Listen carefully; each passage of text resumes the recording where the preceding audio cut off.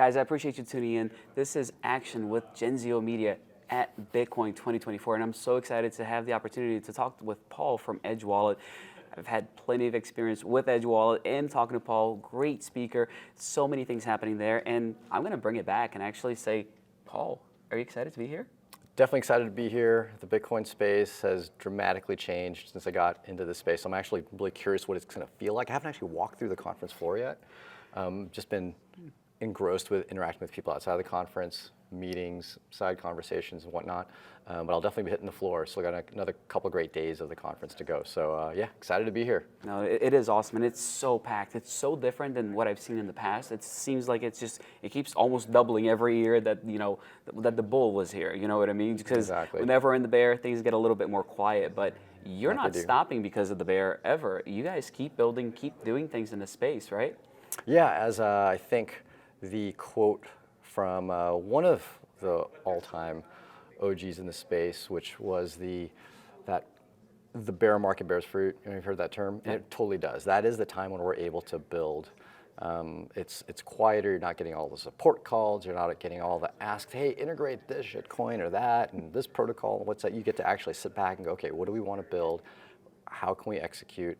And then refine and harden too, because one thing that is a little tough is once you start getting that big influx, you have to handle it, make sure the technology is there for it, and pick any other startup ecosystem. That's true. No other startup ecosystem is going to have the challenge of literally 10xing in like a month, and then having to downsize that 10x, like upwards of like 8x downsize. Within a month as well after the peak. Yeah. And so that roller coaster is a pretty unique thing to the crypto ecosystem. It is absolutely vomit inducing, but if you can survive it and get kind of used to it, survive through it, you've got obviously a lot of rewards and possible notoriety and a huge contribution to the kind of contribution to just humanity in general if you're able to really keep building through it. Yeah, and that's something I love about Edge Wallet is that you actually practice what you preach. You're all about not only decentralization, self-custody, and actually not gathering the data that you don't need, right? Yeah, exactly, and we can prove it via open source. So that's one of the unique things. I felt like that was, back when I got involved, there wasn't a single closed source wallet. Like everything was open source, and it was mandatory. You had to build open source, much like all of cryptography is open source. So we thought of wallets as just an extension of cryptography. But now, with a lot of the VC funding in Silicon Valley and all of those business models, you get a lot of closed source apps, even though they're self-custody.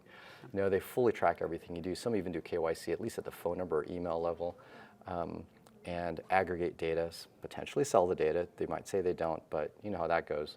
And so we do try to stick to those roots. We might have the OGs that kind of align with that, but hopefully those are the people that also refer the new users that bring us that ongoing new stream of users using the app and also gaining that benefit, which also benefits those of us that care. Absolutely, and my goal ultimately is to have everyone care about this because it's really important, right? I mean, it's the reason why I got into crypto in the first place, like being able to actually have self-custody of my phones and not leak data that shouldn't be leaked. Like, exactly. I've had plenty of conversations with other wallets, like, why are you, gathering this data? Oh, we only keep it for a week. If you're grabbing it, to me, like we're done. At that point, you might as well keep it for a year, 3 years, if you're grabbing it. And so I never trust the purge rule. Like, we purge it after a certain amount of time. It's, if we grab something, just know that it's likely going to be there forever because even if we don't keep it, NSA's got it, right? And so the point is, like, what do you grab, what don't you grab? And definitely just grab what you absolutely need to function. Yeah. Right. Obviously, if you're going to send out a Bitcoin transaction, a node is going to know your IP address. Yeah. Right. So things like that are like just the bare necessities. KYC, definitely not. A button push in the app, almost every app you use from the App Store, Google Play Store, has analytics that can track every single button push you do. To some degree, they might even be able to know as you scroll and see if you pause, right? You scroll on Instagram, you pause on that pic, it knows you pause on that pic. Those are the type of things that we feel like are a super breach of privacy, and we don't implement any of that. Yeah, no, and it's incredible. I really loved your approach to it. But with that comes a few difficulties. Absolutely. You can make a lot more money if you don't do that. If you actually just track everything and sell the data, why not go that route? It's at this point, there's a lot of competition in the space, right? And so the nice thing that I like about crypto is its low barrier to entry to build a product. The bad thing about that is there's going to be a lot of products. So with there being a lot of products, at that point, every person gets to kind of choose what they want out of something, and all the products can differentiate. I look at it like this. You go to your bank account, you go to Wells Fargo, you go to Bank of America, you go to Chase. What literally differentiates any of those things? By and large, all those products are exactly the same. They are. It's which CEO you hate the most, right, is really what determines what bank you're going to go with. So in the crypto space, we can actually differentiate between the different products. Yeah. So for us, that is going to be a differentiator for sure. And we understand it's going to appeal to a small subset of the population, at least at first. But that's going to be the differentiator that we fundamentally think people will care about in the future. And I liken it to, I give credit to one company, even though a lot of people in crypto hate them, but I give credit to Apple. They've deployed and have cared about privacy for quite some time, and they've deployed end-to-end encrypted messaging with iMessage. Yeah. There's some flaws in it, but it's by and large it is end-to-end encrypted. And I care, you care, yeah. Whether or not you use Apple, I don't know if you do, but my mom and my wife and our friends don't care, but they all get it. Yeah. So our goal is let's build a great product with privacy built into it, right? It's harder to deal with it, but let's refine the product, and hence why we definitely please give us feedback, because we don't collect the feedback, you have to give it to us. So give us the feedback on where you want us to improve.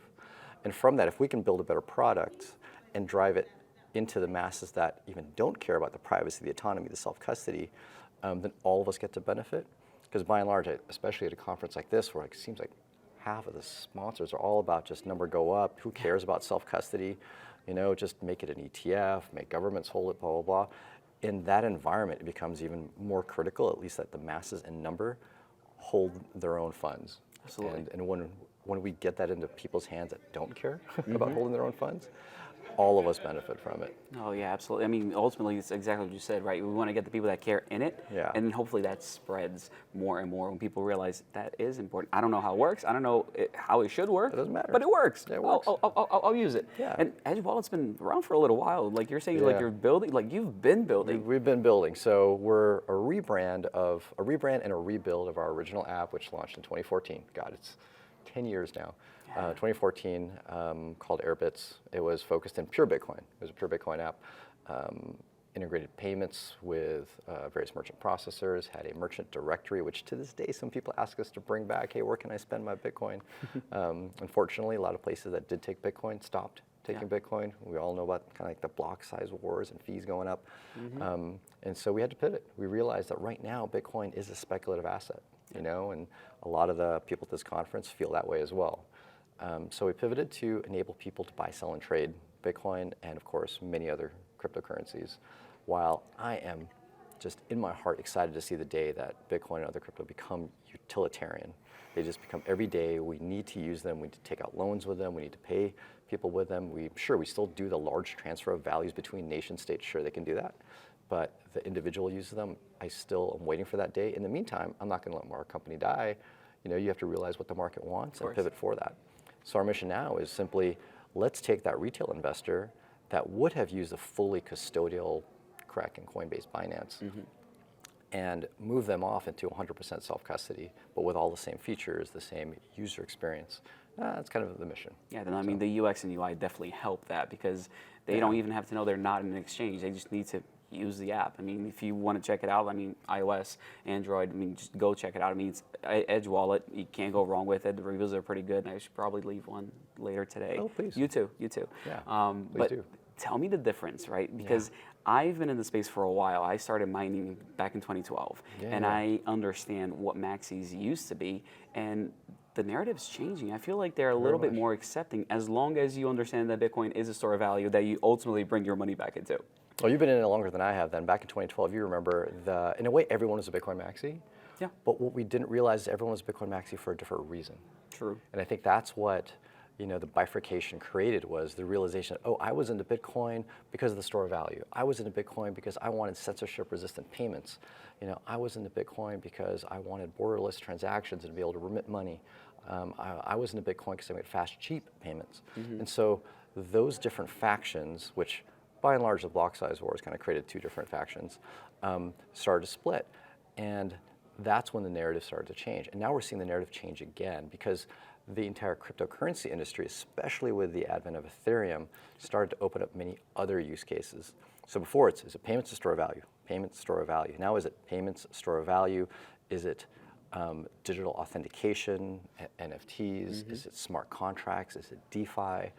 All of those things appeal to a lot of different people. And so I know where my appeal is. In a way, I still respect other people's interest into the technology that might differ from mine. But I've always felt it's rooted as a financial technology. So store of value is important to me. Right. Payments is important to me. DeFi is very important to me. I like to say that the Bitcoiners are now opening up to DeFi, right? Because seeing that, we can kind of do it now on Bitcoin with these L2s. And that's probably what I'm most excited to check out at this conference, are the different layer 2 projects that are building on Bitcoin. And the importance of that is, if you think about it, like money is, or the financial system is a stack, just like a tech stack. It is. And you have money and payments at the very bottom of the tech stack. And you have everything else on top of it, all the financial services. And so DeFi is all the financial services on top. And without that, all you just have is a money, which is just like gold. You just had gold, right? You just had a money and you can send and receive it. But then you end up having the banks and the insurance companies and the lenders and whatnot that got built on top of gold, and all the same problems.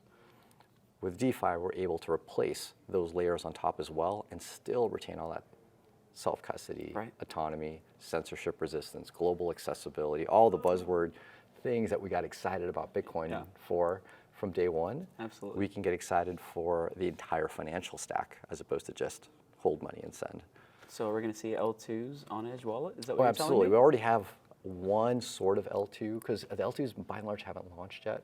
True. We did integrate Bob, build on Bitcoin. Yeah.